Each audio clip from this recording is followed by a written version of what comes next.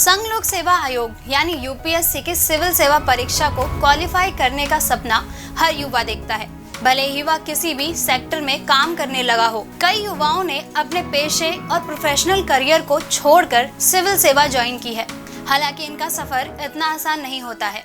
इसकी तैयारी करने वाले छात्रों को अपने आप को पूरी तरह से पढ़ाई के प्रति और अपने लक्ष्य के प्रति समर्पित होना पड़ता है। अपने लक्ष्य की प्राप्ति के लिए सकारात्मक सोच और मजबूत इच्छा शक्ति दोनों ही बहुत महत्वपूर्ण पायदान है। इस परीक्षा के दौरान कई युवाओं का रुझान आईआरएस की तरफ होता है, लेकिन कई युवाओं के मन में यह विचार भी आता है कि आखिर ऐसे कौन से फायदे हैं जो एक आईआरएस को मिलते हैं पर आईएएस और आईपीएस को नहीं। दोस्तों, आज की इस वीडियो में हम आपके इसी सवाल का जवाब लेकर आए हैं।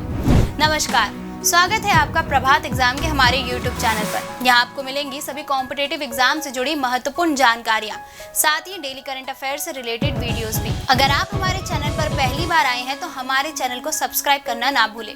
तो चलिए शुरुआत करते हैं हम आज के वीडियो की। दोस्तों, एक आईपीएस ऑफिसर और आईएएस ऑफिसर, इन दोनों को जो सुविधाएं या फैसिलिटी गवर्नमेंट की ओर से दी जाती हैं वह लगभग सेम होती है, लेकिन इंडियन रेवेन्यू सर्विस में जो फैसिलिटी दी जाती है वह टोटल अलग होती है।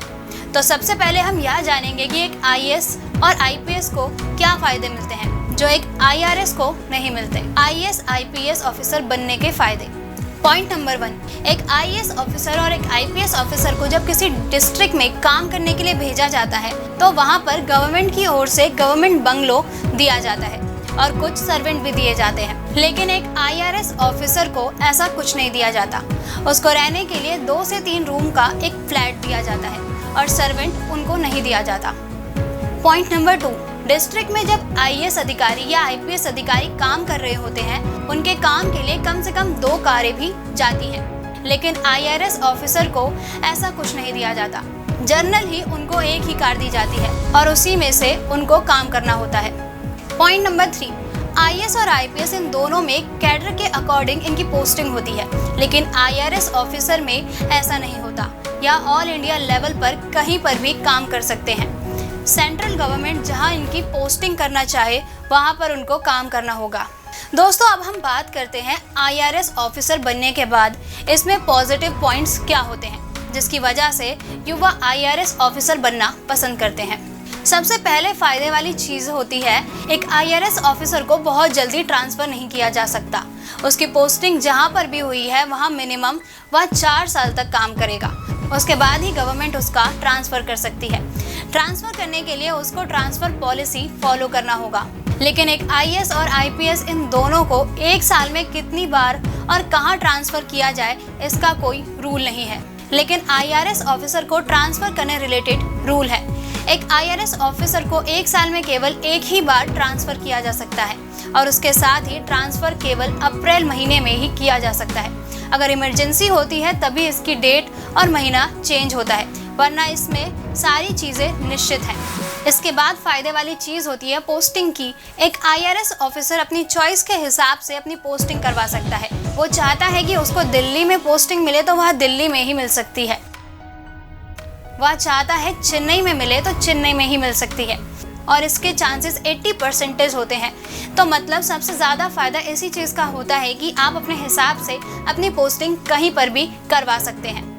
आईएएस और आईपीएस इन दोनों का जो ड्यूटी टाइम होता है वह 24 घंटे का होता है, लेकिन आईआरएस ऑफिसर के साथ ऐसा नहीं है। आईआरएस ऑफिसर की जो ड्यूटी टाइमिंग होती है वह सुबह 10 बजे से शाम 5 बजे तक होती है।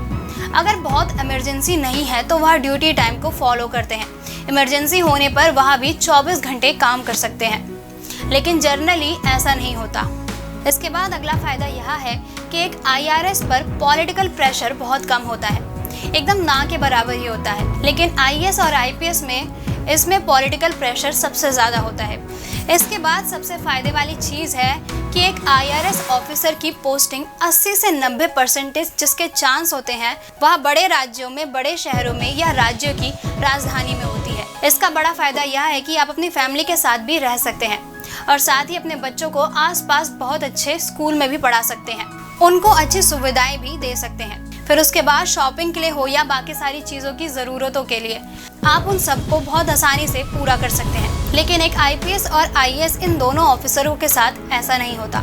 गवर्नमेंट के ऊपर डिपेंड करता है कि वो उनको कहाँ पोस्टिंग देनी है। उनको गांव एरिया में भी पोस्टिंग दी जा सकती है, उनको शहर एरिया में भी पोस्टिंग दी जा सकती है।